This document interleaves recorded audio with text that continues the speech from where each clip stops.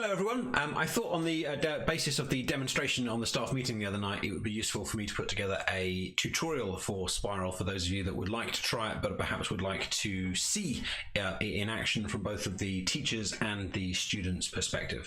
So you come to the website, which is spiral.ac.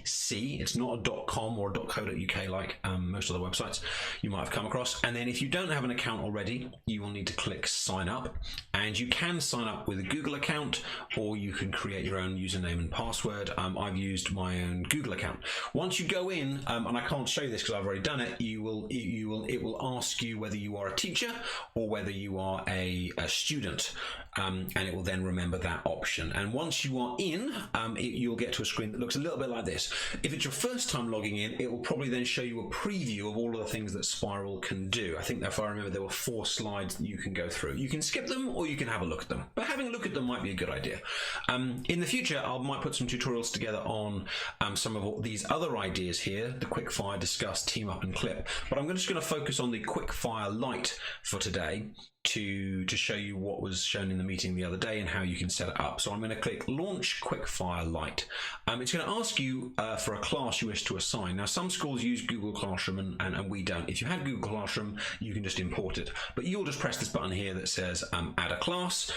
So I'm just going to call this History Year 7, choose a subject, and sometimes there's an other option at the bottom. It didn't have politics, for example. Let me turn my light off, I'm looking a little bit dark there. And you press save, and now you can choose the class that you want to. So I'm going to click go. And effectively, you are now in and ready. Now, this is going to be a quickfire one. You need to be able to talk verbally to the students. So it's very much a kind of a live thing. It could be live in class or live remotely. But you can see it's now waiting for students, and it gives them a code. So ask your students to visit gospiral.ac and join your quickfire using the code whatever.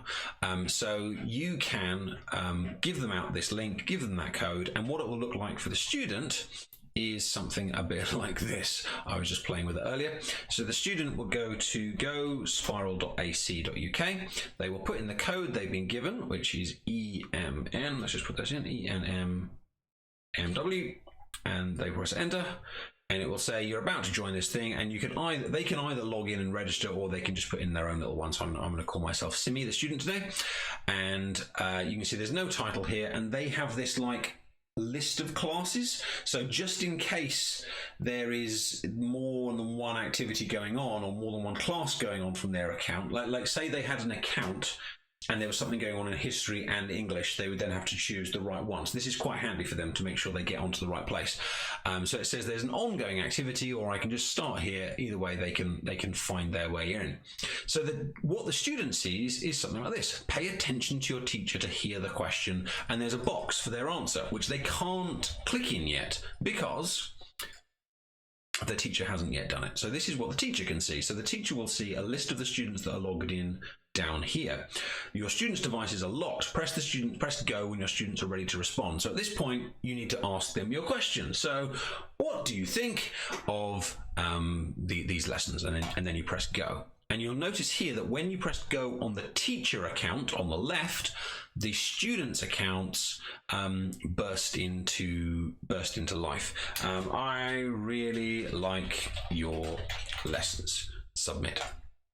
Now, you can see here on the right-hand side, on my side, on the teacher side, at the moment it says answer hidden, because you might want to put this screen on the board, and you might want all these answers to be hidden, because you might not want everyone to see their answers until they've submitted them. But you can see here it actually says all answers received, so it will tell you how many have gone in and how many have not gone in, so you can wait until you've got all of them. So if you're putting it on the screen, having the answers hidden is useful. However, if you're not putting them on the screen, then you probably want to press reveal answers, which you can do here, or you can do down here, just below my shoulder here. There's also a bar here that will fill up just as the answers are being put in as well. So if we press reveal answers, we can see here it says, I really like your lessons. However, you can't see who has done it unless you press this show names button. Again, if you want to put it up on the screen, you probably want to do it without the names. However, if you want to know what people have said, you press this button here, and I can see that Simi really likes my lesson. You can also press this random button here, which will put a random one up on the screen for the class to discuss or for you to discuss, and then we can decide, and then you have two options. You have a button that says correct or a button that says improve. So let's say, for example, that we think it's okay, but we need to develop it. We tell him or her to improve it.